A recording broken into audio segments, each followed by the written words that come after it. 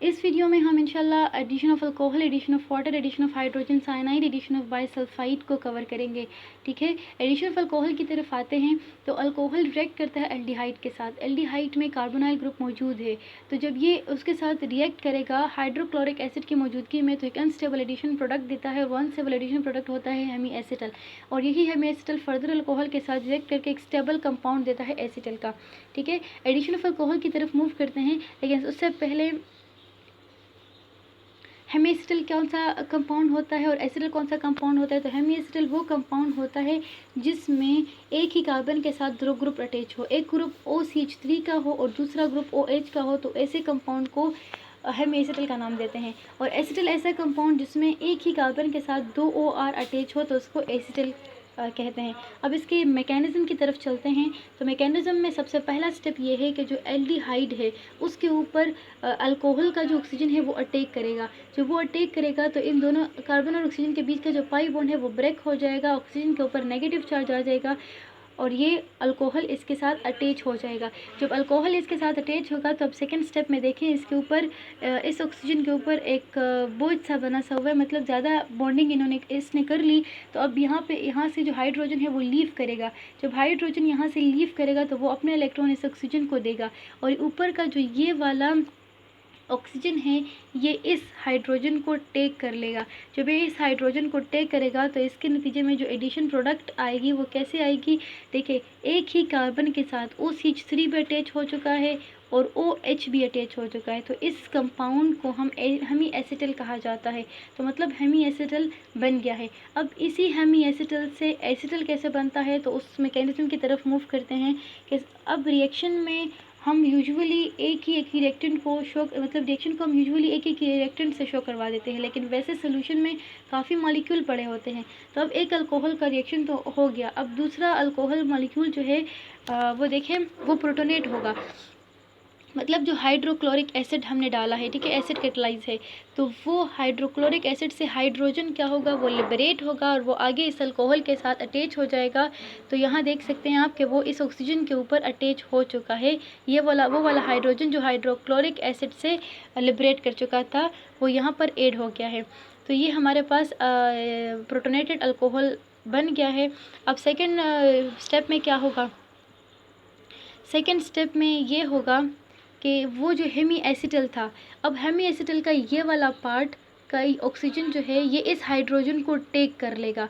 ठीक है, उस कौन से हाइड्रोजन को, जो ये प्रोटोनेटेड अल्कोहल लेके आया था, यहाँ से प्रोटॉन यानी हाइड्रोजन ये वाला ऑक्सीजन टेक कर लेगा और एज ए रिज़ल्ट क्या बनेगा, ये वाला कंपाउंड बन जाएगा। ठीक है, एज ए रिज़ल्ट ये वाला कंपाउंड बन, यानी कंपाउंड नहीं सॉरी, ये वाला मॉलिक्यूल बन जाएगा, यानी OH के साथ फर्दर एक और H अटैच हो चुका है।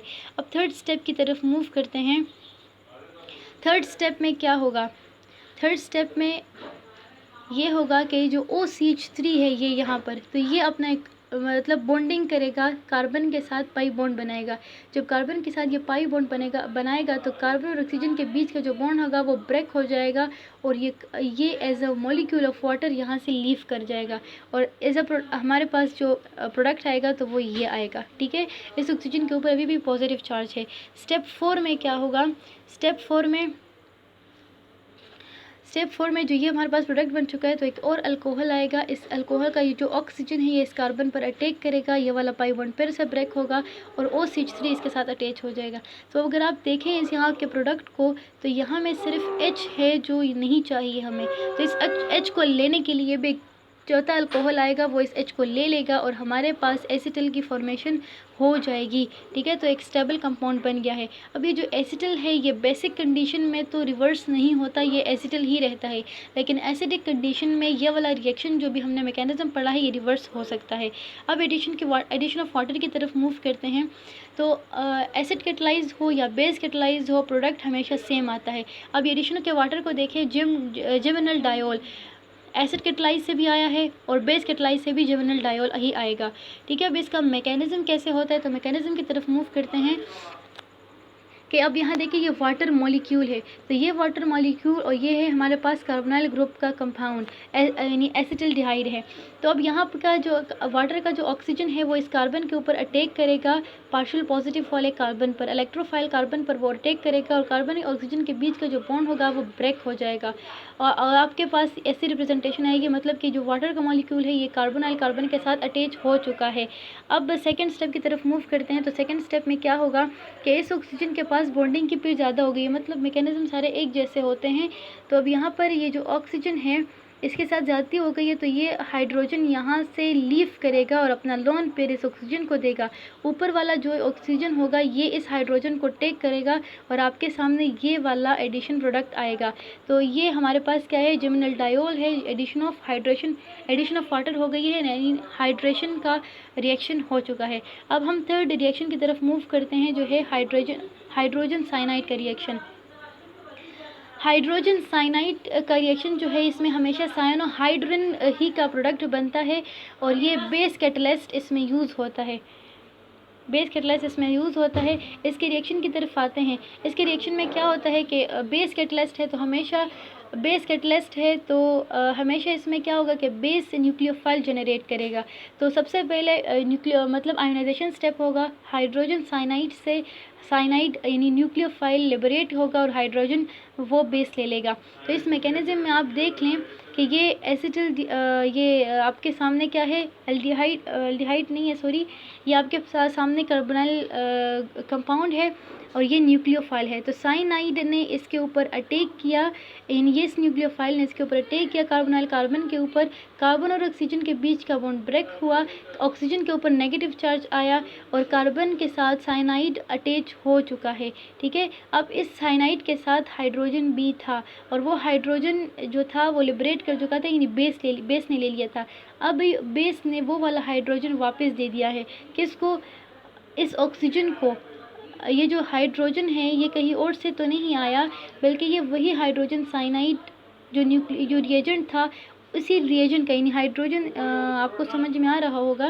देखिए मैं आपको स्टेप यहाँ लिख के दे देती हूँ कि हाइड्रोजन साइनाइड था, बेस कैटलिस्ट की वजह से न्यूक्लियोफाइल बना प्लस हाइड्रोजन बना। ठीक है, हाइड्रोजन यानी प्रोटॉन बना पॉजिटिव चार्ज के साथ।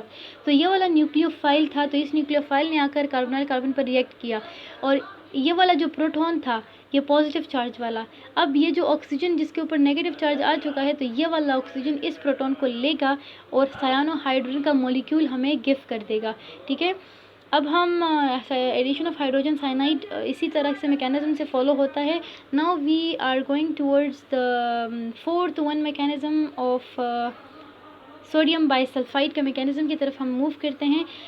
तो सोडियम बाइसल्फाइड के मैकेनिज्म में क्या होता है, सोडियम बाइसल्फाइड के मैकेनिज्म में कि एल्डिहाइड हो या स्मॉल मिथाइल कीटोन हो, वो एक्वस सोल्यूशन जो सोडियम बाइसल्फाइड के साथ रिएक्ट करता है और एक क्रिस्टलाइन वाइट प्रेसिपिटेट देता है। देखिए यहाँ पे आपको ये दिखाया गया है कि अगर वो फॉर्मल्डिहाइड के साथ यानी एल्डिहाइड के साथ रिएक्शन करता है तो अब ये प्रोडक्ट देता है, और अगर वो एसीटोन के साथ रिएक्ट करता है तो भी यही प्रोडक्ट हमें मिलता है।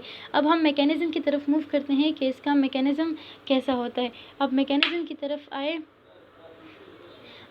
तरफ आते हैं। मैकेनिज्म को देखें कि अब फर्स्ट स्टेप में आयोनाइजेशन स्टेप है। सोडियम हाइड्रोजन जो सोडियम सल्फाइड है ये आयोनाइज हो जाएगा, SO2 और नेगेटिव आ जाएगा, हाइड्रोजन पॉजिटिव और सोडियम पॉजिटिव। ये देखिए आयोनाइजेशन स्टेप हो गया। सेकेंड स्टेप में क्या होगा, ये जो सल्फाइड का जो आयन होगा इसमें सल्फर ज़्यादा न्यूक्लियोफाइल है ऑक्सीजन से, तो ये ज़्यादा न्यूक्लियोफाइल है तो ये रिएक्शन करेगा। अब ये जो सल्फ़र है ये कार्बोनाइल कार्बन के ऊपर अटैक करेगा, कार्बन और ऑक्सीजन के बीच का पाई बॉन्ड ब्रेक होगा, ये आके इस यहाँ पर अटैच हो जाएगा, ऑक्सीजन के ऊपर नेगेटिव चार्ज आ जाएगा। बिल्कुल इसी तरह हाइड्रोजन साइनाइड के मैकेनिज्म में जिस तरह था, ये वाला हाइड्रोजन जो पॉजिटिव चार्ज का था लिबरेट हो गया था, वही वाला हाइड्रोजन आके इस नेगेटिव चार्ज वाले ऑक्सीजन के साथ ऐड हो जाएगा और हमें यही वाला बाईसल्फाइड का एडिशन प्रोडक्ट दे देगा। यही ऑल रिएक्शंस थे एडिशन के। Thank you.